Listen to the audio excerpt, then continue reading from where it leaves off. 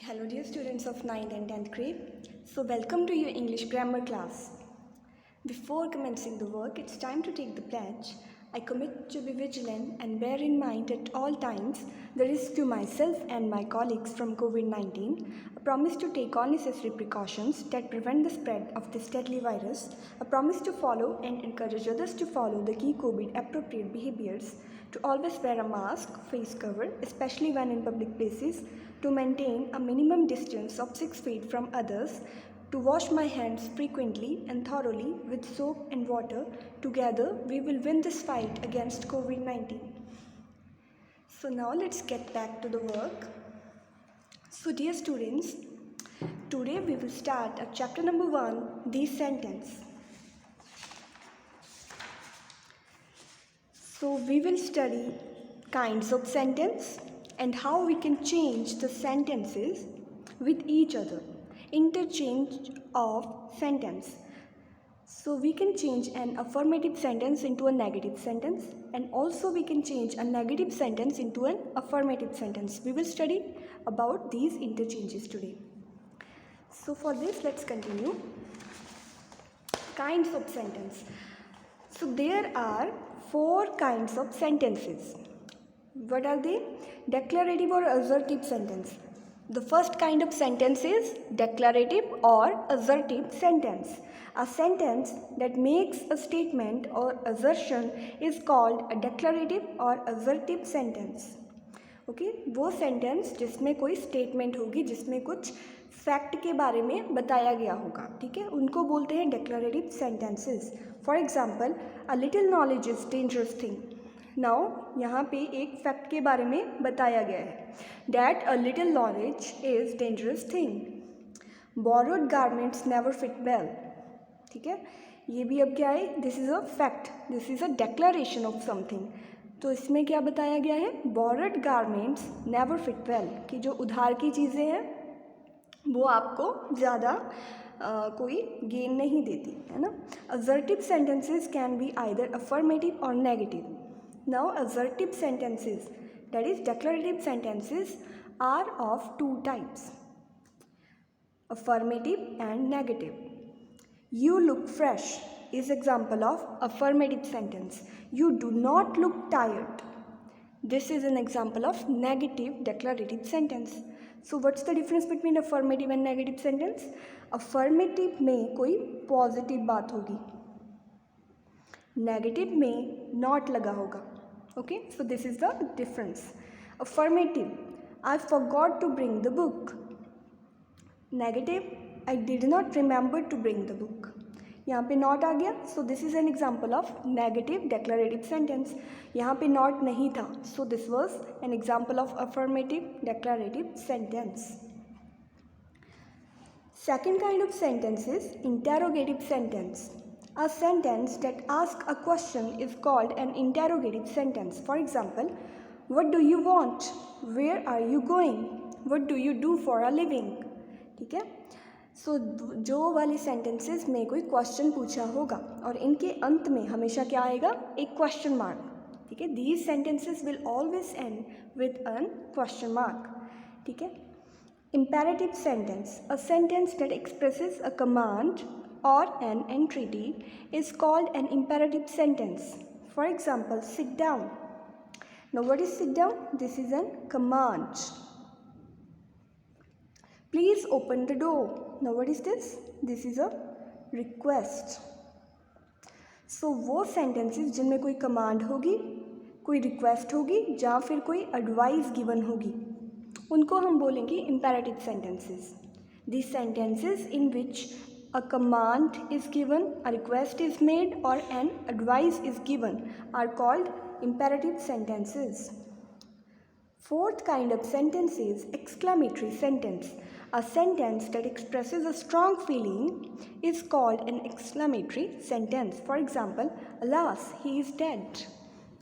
So exclamatory sentence क्या होंगे कि you are observing something and something pops up in your head, कि आप कुछ देख रहे हो, अचानक से आपके दिमाग में कुछ आ गया है ना, तो आपने वो एक्सप्रेस कर दिया, वो स्ट्रॉन्ग फीलिंग्स को. तो वो क्या है, जैसे alas, he is dead. Second example is hurrah we have won the match, कि अगर कोई मैच जीतने के बाद जो एक्साइटमेंट में बोलते हैं hurrah we have won the match. Now a sentence from one grammatical form may be change to another without altering its meaning. Such a process is known as transformation of sentences. Now, transformation of sentences is possible. We can change one sentence into another sentence. ठीक है, transformation possible है कि हम एक तरह के sentence को लेके उसको दूसरे सेंटेंस में चेंज कर सकते हैं. For example, interchange of sentences, affirmative and negative sentences. ठीक है, first of all we will study how to change affirmative sentence and into negative sentences and negative sentences into affirmative sentences. Examples are only a prince can afford such a luxury. Now ये क्या था? This is an affirmative sentence. ठीक है, ये affirmative sentence है. तो इसको अगर हमने नेगेटिव में चेंज करना है, नेगेटिव में मतलब यहाँ पे नो, नॉट, डिड नॉट ऐसा कुछ लगेगा. सो ओनली, हम ओनली को चेंज कर सकते हैं नो वन एक्सेप्ट. ओनली मतलब सिर्फ एक, और नो वन एक्सेप्ट कि सिर्फ एक की बजाय और कोई भी नहीं, है ना. So these two are interchangeable. So we can write no one except a prince can afford such a luxury, कि एक प्रिंस के बजाय कोई और इतनी शानो शौकत में रहना अफोर्ड नहीं कर सकता. Now second is she was doubtful whether it was correct.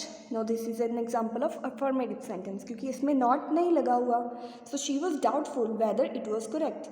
So वो doubt में थी कि वो correct है या नहीं. ठीक है. So now we have to change this into a negative sentence. She was not sure whether it was correct. So doubtful को हम क्या लिख सकते हैं? Not sure. So not आ गया. So this is an example of a negative sentence. Third is he will not find the journey comfortable. Now not की वजह से this is an example of a negative sentence. Not comfortable को हम लिख सकते हैं uncomfortable. So we have written he will find the journey uncomfortable. So not erase हो गया. So this is now an example of affirmative sentence. No one denied that she was clever. No one denied कि किसी ने भी ये deny नहीं किया कि वो क्लेवर है, मतलब सभी मानते थे कि वो क्लेवर है. सो नाउ नो था, तो this is an example of a negative sentence. To change it into affirmative sentence we have to remove no. So we can write all affirmed that she was clever, कि सभी ने इस बात से agree किया कि वो क्लेवर है, क्लेवर थी. ठीक है, सो नो वन डिनाइड को हमने चेंज कर दिया all affirmed. Now second, interrogative and assertive sentences. Now we will change interrogative sentences into assertive sentences and assertive sentences into interrogative sentences. For example, it is foolish to waste time in watching this program. ठीक है, now this is an example of a assertive sentence. इसको interrogative में आपने change करना है. So we can write why waste time in watching this program, कि इस programme को देखना कोई मूर्खता वाली बात है. ठीक है, तो इसको अगर हमने इंटेरोगेटिव में चेंज करना है, so we can write why waste time in watching this program, कि इसे प्रोग्राम को देखने में टाइम वेस्ट क्यों करें.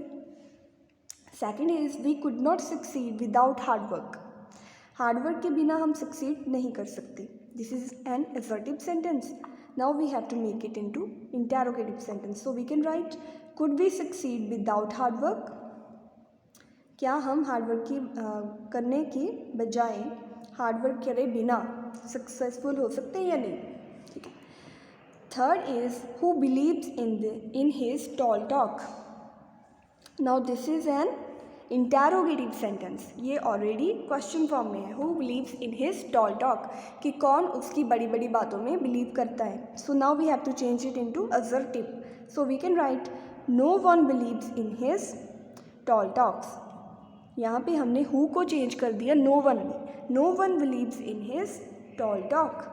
Is he not wise to agree with his superior.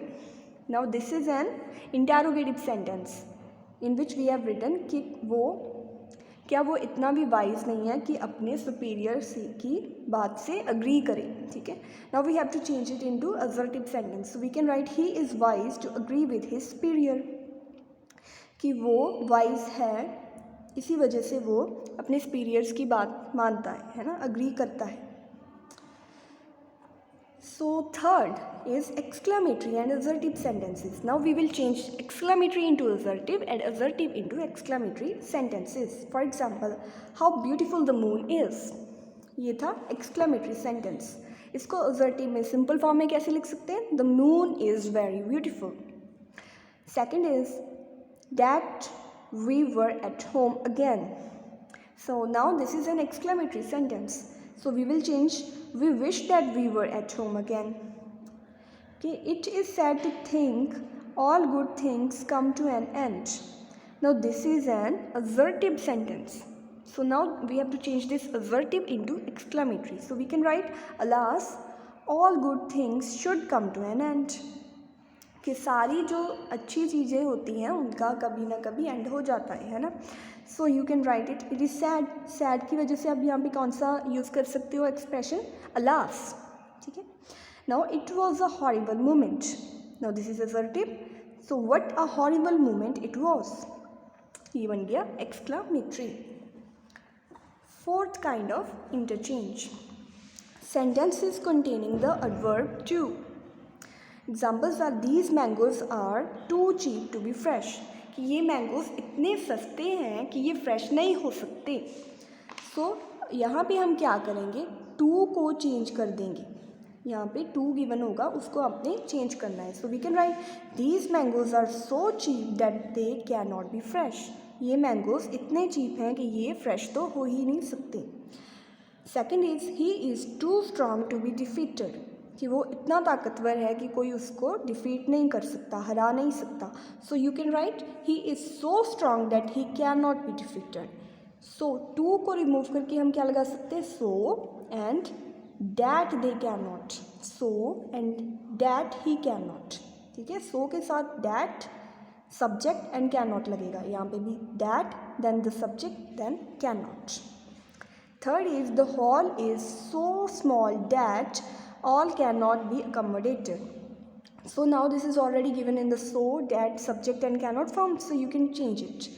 The hall is too small to accommodate all. कि ये hall इतना छोटा है कि इसमें सभी लोग फिट नहीं हो सकते, accommodate नहीं हो सकते. so को that और cannot को रिमूव करके हमने लगा दिया too small. He speaks so softly that he cannot be heard. कि वो इतना सॉफ्टली धीमे बोलता है कि उसको सुना नहीं जा सकता. सो को रिमूव करके हमने क्या लिख दिया यहाँ पे? He speaks too softly to be heard. Okay.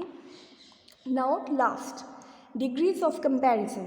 It is possible to change the degree of comparison of an adjective और an adverb in a sentence without changing its meaning.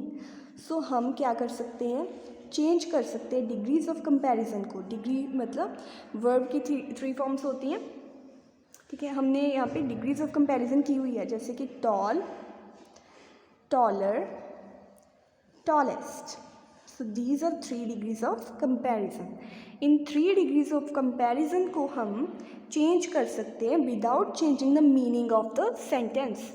Sentence का meaning change किए बिना हम उसमें degrees को interchange करेंगे. So let's read the examples. First example is Ashok is taller than Ravi. Taller. ठीक है. यहाँ पे सेकेंड डिग्री लगी हुई है कंपैरिजन की. Now Ravi is not as tall as Ashok. Now ये क्या बन गया? Positive sentence. यहाँ पे फर्स्ट डिग्री लगी हुई है ना, टॉल. सो टॉलर को हमने एज टॉल एज में कन्वर्ट कर दिया.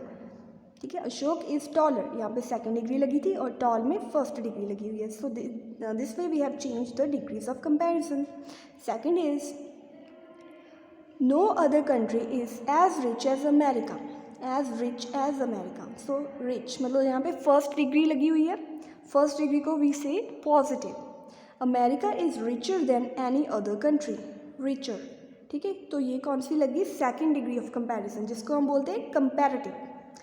America is the richest of all countries. So जब रिचेस्ट आ गया तो इसको बोलेंगे superlative. Richest is the third degree of comparison and we call it superlative. Okay. So as no country is as rich as America, ये था positive. ठीक है. यहाँ पे फर्स्ट डिग्री लगी हुई थी. जब कंपैरिजन थोड़ी सी कंट्रीज़ के विचकार, जैसे 2 और मोर कंट्रीज़ के विचकार होगा तब हम लिखेंगे रिचर। जब हम बोलेंगे all the countries, all the other countries, तो हम लिख सकते हैं थर्ड डिग्री, रिचेस्ट। ठीक है, जब 2 चीज़ों के विचकार कंपैरिजन है या फिर 3 चीज़ों के विचकार कंपैरिजन है तो हम second degree of comparison use करते हैं। जब सारी के सारी कंट्रीज़ के साथ, सारी की सारी चीज़ों के साथ कंपैरिजन आ गया तो हम third degree of comparison use करेंगे। Now Ashoka was one of the greatest kings. One of the greatest मतलब सभी किंग्स के साथ उसका हमने कंपैरिजन किया। We have compared Ashoka with all the other kings. So this is why यहाँ पे हमने थर्ड डिग्री ऑफ कंपैरिजन लगाई है, जिसको हम बोलते हैं superlative. Ashoka was greater than many other Kings. अब हमने अगर मैनी अदर किंग्स, थोड़े से किंग्स के साथ उसका कंपैरिजन किया तो यहाँ पे सेकेंड डिग्री ऑफ कंपैरिजन लग गई, जिसको हम बोलेंगे कंपैरेटिव। ठीक है, very few kings were as great as Ashoka.